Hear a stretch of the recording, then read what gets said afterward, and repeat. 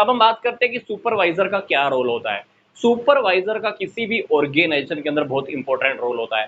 पहली बात, S A की मैन, ऐसे कीमान। देखो, टॉप लेवल मैनेजमेंट ने किसको अपॉइंट किया? मिडिल लेवल को। मिडिल लेवल के नीचे कौन अपॉइंट होते हैं? Lower level. लोअर लेवल के अंदर ही सुपरवाइजर लोग होते हैं। सुपरवाइजर देखा जाए तो सीधा सीधा वर्कर के साथ डायरेक्टली कॉन्टेक्ट में होते हैं।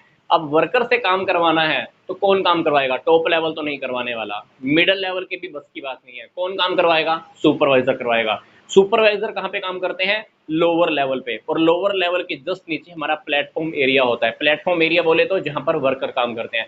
इसलिए सुपरवाइजर और वर्कर के बीच में बहुत एक अच्छा रिलेशन होता है, पास का रिलेशन होता है, क्लोज रिलेशन होता है। इसलिए देखा जाए तो वो एक की मैन की तरह काम करता है, बिल्कुल उनके नजदीक होकर काम करता है। दूसरी बात, ऐसे man in middle. Middle level management और वर्कर के बीच में जो कड़ी होती है वो कौन होती है? सुपरवाइजर होता है। क्योंकि सुपरवाइजर वर्कर्स की प्रॉब्लम्स को मिडल लेवल तक पहुंचाता है। मिडल लेवल्स के जो प्लान होते हैं सुपरवाइजर कहाँ पहुंचाता है? वर्कर्स तक पहुंचाता है। तो देखा जाए तो सुपरवाइजर क्या कर रहा है? मिडल मैन की, मध्यस्थता की भूमिका निभा रहा होता है।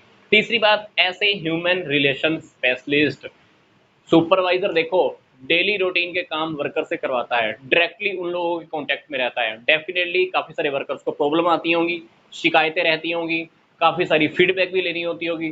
तो वो क्या करता है? सुपरवाइजर वर्कर्स की प्रॉब्लम्स को सोल्व करता है। डेली रूटीन की प्रॉब्लम हो सकता है, उनकी प्रॉब्लम पर्सनल हो सकती है वो प्रॉब्लम उनकी कंपनी को लेकर भी हो सकती है। तो वो डायरेक्टली उनके कॉन्टेक्ट में रहता है, इसलिए रिलेशंस सुधारने के काम करता है। इसलिए हम सुपरवाइजर को बोलते हैं रिलेशंस स्पेशलिस्ट, मतलब रिलेशन सुधारने वाला बंदा। तो वो क्या करता है? रिलेशंस भी इंप्रूव करने का काम करता है। कौन? सुपरवाइजर। तो यहाँ पर 3 रोल हुए सुपरवाइजर के। अब हम बात करते हैं सुपरवाइजर के क्या काम होते हैं, या ये टॉपिक पेपर में कभी कभी ऐसा भी आ सकता है कि सुपरविजन की क्या इंपॉर्टेंस है। सुपरविजन की क्या इंपॉर्टेंस है, या ये क्वेश्चन ऐसे भी आ सकता है, फंक्शंस ऑफ सुपरवाइजर्स। सुपरवाइजर के क्या काम है? पहला काम, वो ये देखता है कि काम का सही तरीके से बंटवारा हुआ है कि नहीं हुआ है। पता चला कि 2 वर्कर खाली बैठ रहे और 2 वर्कर के पास बहुत ज़्यादा काम चला गया, ओवरलोड हो गए। तो सुपरवाइजर ये निगरानी रखता है कि काम का सही बंटवारा हो, रिसोर्सेज का सही बंटवारा हो, रिसोर्सेज का प्रॉपर अच्छे से यूटिलाइज हो, मशीनें ऐसी ना हो कि खाली पड़ी रहें, लोग ऐसे ना हो कि खाली पड़े रहे, नौकरी पे आए शाम को खाली उठकर चले जाए, कुछ काम भी ना हो। तो सुपरवाइजर कंटिन्यू उनके ऊपर निगरानी बना के रखता है ताकि रिसोर्सेज का प्रॉपर यूटिलाइज होता रहे। तीसरी बात, motivating the subordinate.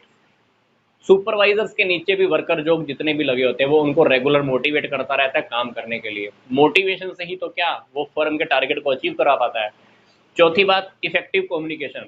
Effective communication भी करना होता है सुपरवाइजर ने। क्यों करना होता है? टॉप लेवल मिडिल लेवल की मैनेजमेंट की बातों को कौन पहुंचाएगा वर्कर तक? सुपरवाइजर पहुंचाएगा।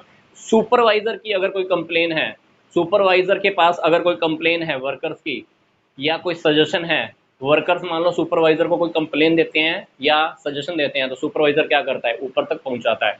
तो कम्युनिकेशन का काम भी करता है। पांचवी बात, डिसिप्लिन बना के रखना, काम होता रहे, रेगुलर होता रहे, कोई गड़बड़ ना हो। छठी बात, कोऑपरेशन बना के रखना, सहयोग की भावना पैदा करना। तो वर्कर्स का आपस में भी कोऑपरेशन बना के रखना, टॉप लेवल मिडिल लेवल के साथ भी उनका सहयोग बना के रखना, ताकि दोनों फर्म के टारगेट को एक साथ मिलकर अचीव कर पाए। फीडबैक, फीडबैक का टॉपिक मैंने आपको भी बताया। ऊपर की बात वर्कर्स तक पहुंचानी, वर्कर्स की फीडबैक टॉप लेवल तक पहुंचानी है, मिडिल लेवल तक पहुंचानी। आठवीं बात, रिक्रूटमेंट एंड सिलेक्शन। कभी कभी सुपरवाइजर को फर्म के अंदर भर्ती का काम, सिलेक्शन का काम भी दिया जाता है, क्योंकि एक सुपरवाइजर को भी पता होता है कि फर्म में प्लेटफॉर्म एरिया पे किस टाइप के लोग चाहिए। तो जब भी फर्म के अंदर नए इंप्लॉइज आने होते हैं वर्कर टाइप के, तो वो काम सुपरवाइजर को दिया जाता है कि तू ही सिलेक्ट कर ले कि कौन से वर्कर तेरे को काम करने के लिए चाहिए। अगली बात आती है कि मेकिंग इजी कंट्रोलिंग। कंट्रोलिंग के काम को बहुत इजी कर देता है। कंट्रोलिंग के काम को कैसे इजी कर देता है? कभी कभी फर्म के अंदर जो हमने फिक्स किया होता है टारगेट, उस अकॉर्डिंग काम नहीं हो रहा होता, तो वो क्या करता है? चेक करता है कहाँ पे गड़बड़ आ रही है। जहाँ गड़बड़ आ रही है उस गड़बड़ को क्या करता है? कंट्रोल करता है। कहीं पर बैलेंस नेगेटिव आया, मान लो हमने टारगेट फिक्स किया था 1000 का, प्रोडक्ट रेडी हुए 800, 200 का डिफरेंस, 200 का डेविएशन आया, मतलब माइनस में चल रहा है हमारा आंसर। उस डेविएशन को कंट्रोल करता है ताकि ये गलती दोबारा से रिपीट ना हो। तो सुपरवाइजर के यहाँ पर काफ़ी सारे फंक्शंस हो जाते हैं, और ये टॉपिक मैंने आपको पहले ही बताया कि ये सुपरविजन की क्या है इंपॉर्टेंस भी हम इसको कह सकते हैं।